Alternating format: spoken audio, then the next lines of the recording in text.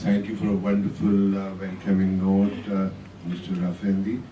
And amazingly, the visa was so swift. You know, within 24 hours. I was not expecting that. You know, we deposited this within 24 hours. I deposited the passport today, and the very next day, we got the visa. Thank you very much. I mean, I certainly thought that we have strong friends in the world. Hafiz, could you please run the other program slide, please? And the other one. One thing I would like to repeat about FIM as wearing the hat or dupatta of FIM member of board of directors, and happen to be the vice chair too. We have a lot of strength in FIM, and one of the major strengths is that we have who's who of the world in terms of friends who have extensively worked with the United Nations or have looked at United Nations various institutions for the past 40 years. You know, wonderful resource. We also have some big names in FIM who regularly informs us.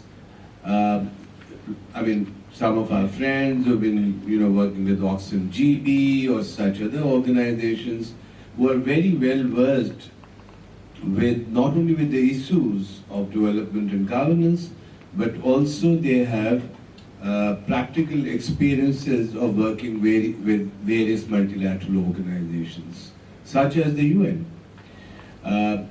So that strength, that's very rare, that's very unique. One doesn't see those kinds of strengths in one organization. Another point which I want to stress, and thank you, Heather, by saying that it's not a northern organization. It's very much a South-led organization. We have members from India, from Pakistan, from Africa, from Latin America, wonderful friends with lots and lots of experiences from the grassroots to advocacy to kind of research and looking into multilateral affairs. Okay, let me quickly take you through with this project. Well, the story goes, and I tell you, Pakistan is a great storyteller. Stop me if you really feel bored. We were in Kuala Lumpur about 8 years back. 2006. 2006, and we were looking into the UN, essentially. What are the ways and how UN operates, how can we really help UN to become more democratic in terms of its decision, in terms of its recruitments, etc., etc. And during that meeting, suddenly it occurred to us that there is another mysterious organization which is called OIC, which jokingly I used to say, oh, I see. And from there onward, there was a group of 7 or 6 of us who started seriously looking at it. So, in the past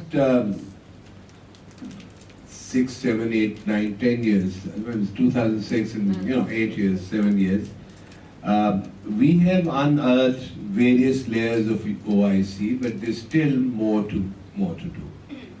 Having said that, let me quickly go through it. What is OIC?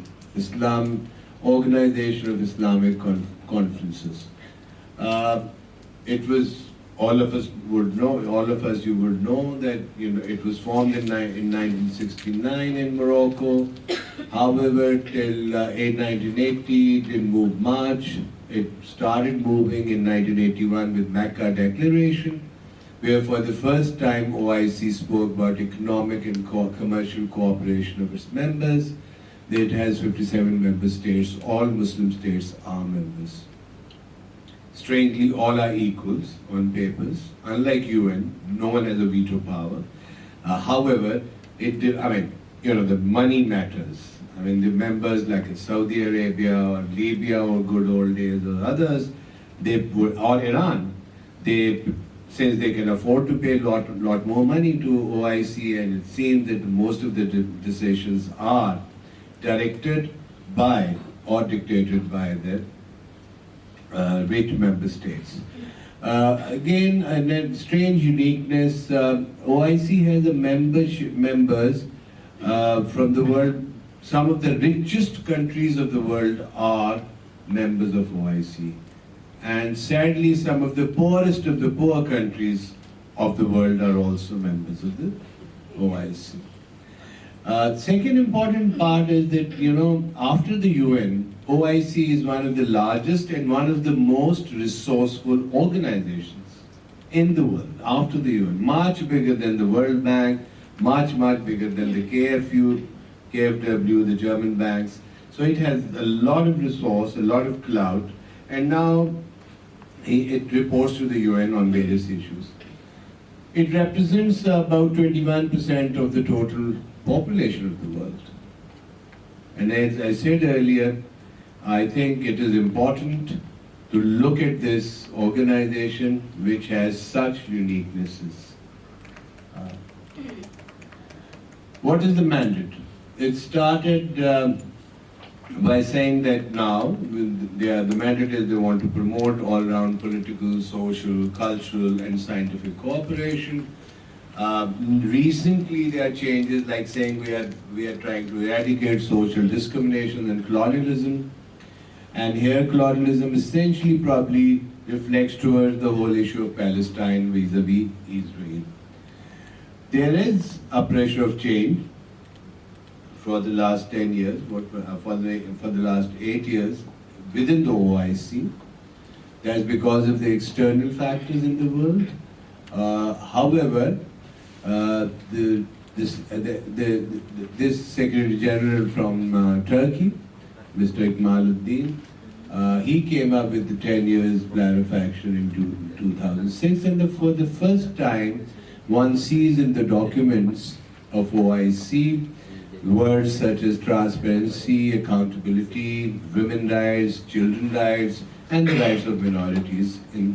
So those appeared very recently in the Mecca Declaration.